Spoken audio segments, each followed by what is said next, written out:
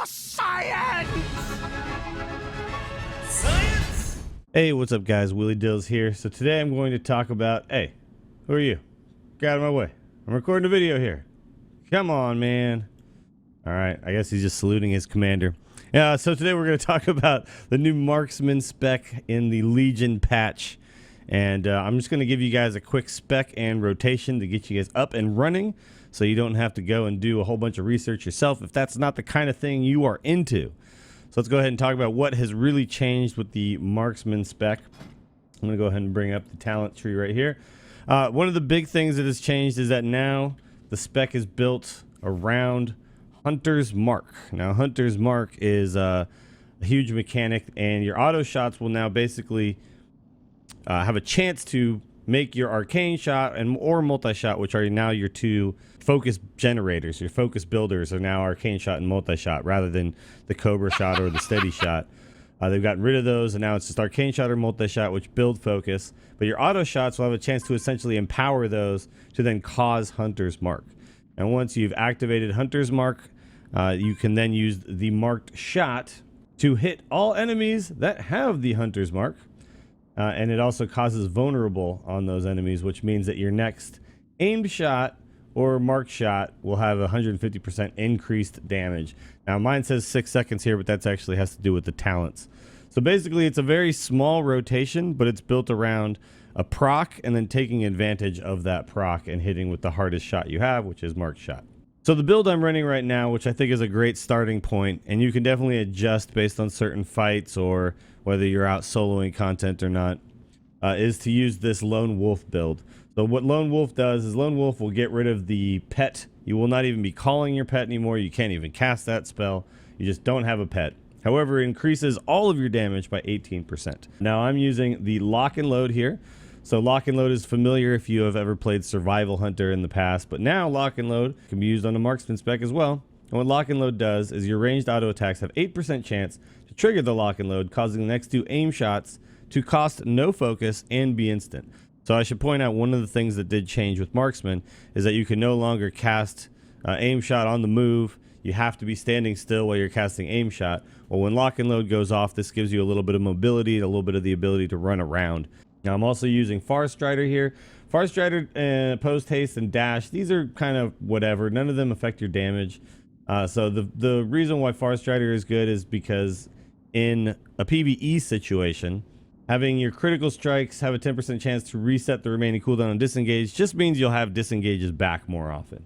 On the next tier, we're going to go with Patient Sniper. So Patient Sniper, you gain the patience of a veteran sniper, increasing your maximum focus by 30 and causing vulnerable to increase your marked shot and aim shot damage by 150%, but only lasts 6 seconds and no longer stacks.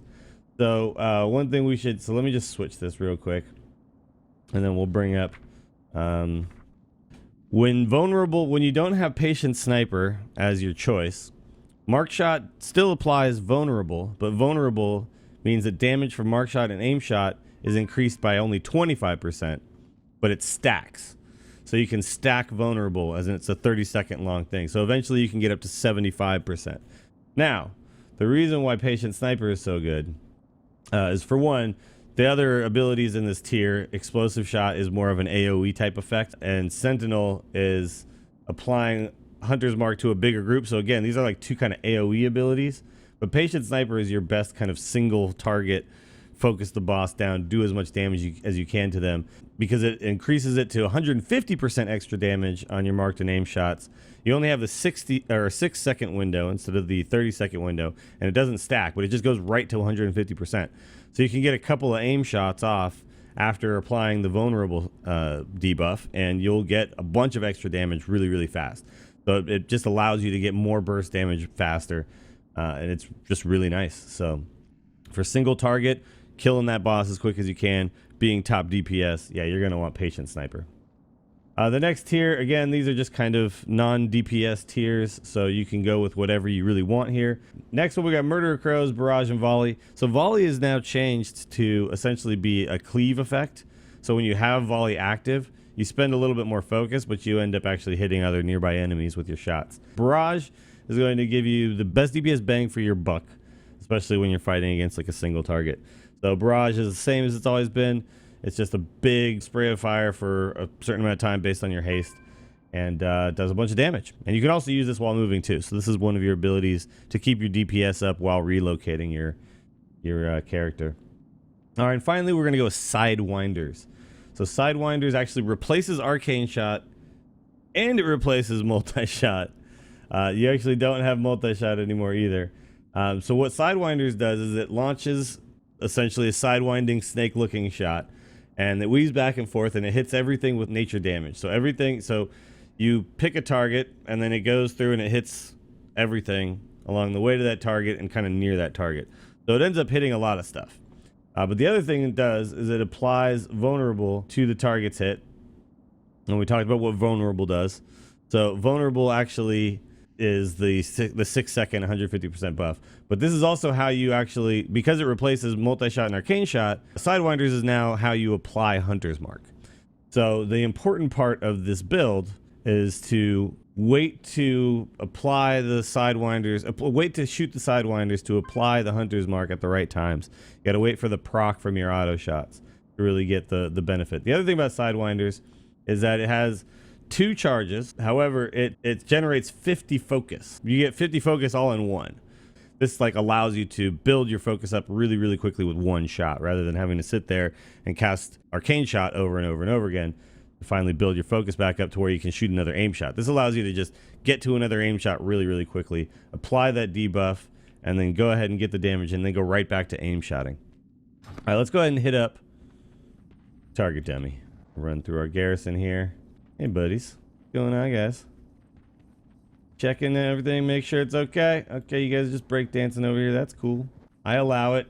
I'm not that strict of a commander. Okay, here we go. We're at our handy dandy garrison target dummies.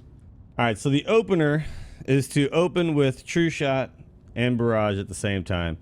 True Shot increases your haste, and that will make your barrage cast faster. Then it will make your aim shots cast faster. And for 15 seconds, it also makes sure that your Sidewinders always applies the Hunter's Mark. So we basically open with True Shot, Barrage at the same time, then immediately cast Sidewinders. This applies Hunter's Mark. Then we aim shot twice, because Sidewinders also applies vulnerable. So we want to get the aim shot in twice. Then we mark shot, because the mark shot then also applies vulnerable. So essentially the target will be vulnerable throughout both of those aim shots. Then mark shot reapplies the vulnerable, and then we go back to aim shot, and then one more Sidewinders as well, because at that point we'll need more focus. All right, now the reasoning for all this is you're trying to keep the vulnerable debuff up on the target as much as possible, and then after that you kind of settle into the normal rotation, which I'll kind of just talk about a little bit and maybe give you guys just a short example of what that looks like. All right, so here we go. There you go, and then 2 aim shots, and then we hit him with that shot, and then we do this, and then one more of those, and now we can aim shot again, and aim shot again, and then we do this to keep the vulnerable going, and then we keep doing aim shot, and now we're in our basic rotation, right, where we just want to keep up, we want to keep this debuff going as much as possible. All right, so after you hit people with the Sidewinders, you want to get a couple of aim shots in before you shoot off your mark shot. And then use Barrage as soon as that's up on cooldown. All right, now here you see that our Sidewinder is not actually going to apply it, so we don't use it for a second, and now we wait for the proc to go off. Now we use it, 2 aim shots, then we hit him with the mark shot. Now the debuff is active again. Unfortunately, we don't have any focus. We could have Sidewindered there, so we kind of missed a little bit of an opportunity, but your focus actually builds fairly quickly. The problem is that, yes, you could just use Sidewinder at any point to gain focus, but you also want to make sure you're getting as many of the vulnerable procs going, so that you can then keep those going. It's things can get a little awkward, let me just say that. So you're kind of relying on just keeping this vulnerable stack up as much as you can, and then hitting it with all the aim shots in between, and trying to get your Sidewinders to be shot when they're procs, not just all the time. There you go. So Sidewinder procs, I hit him with the aim shot, do one more aim shot, and then with the mark shot. All right, now let's see if we can get okay, well, I need it. All right, so I had a Sidewinder there with no benefit, just so I could get a couple more aim shots in, which is fine. But you prefer not to, if at all possible. All right, so there you go. So that's pretty much it.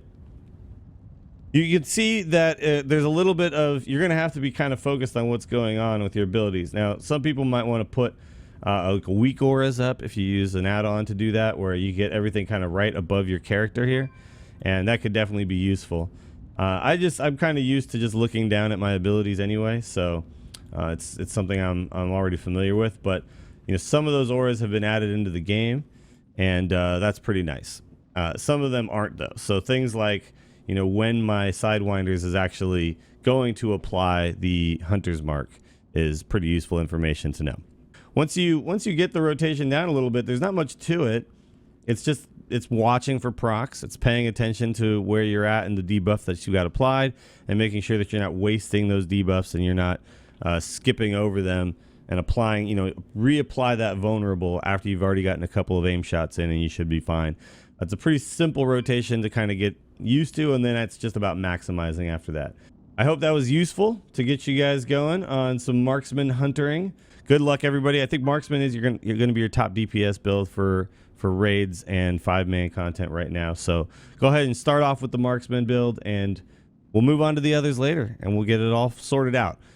It's gonna be hunter talk all the time now that Legion is out. All right, guys. Love you. Thanks for watching. See you later.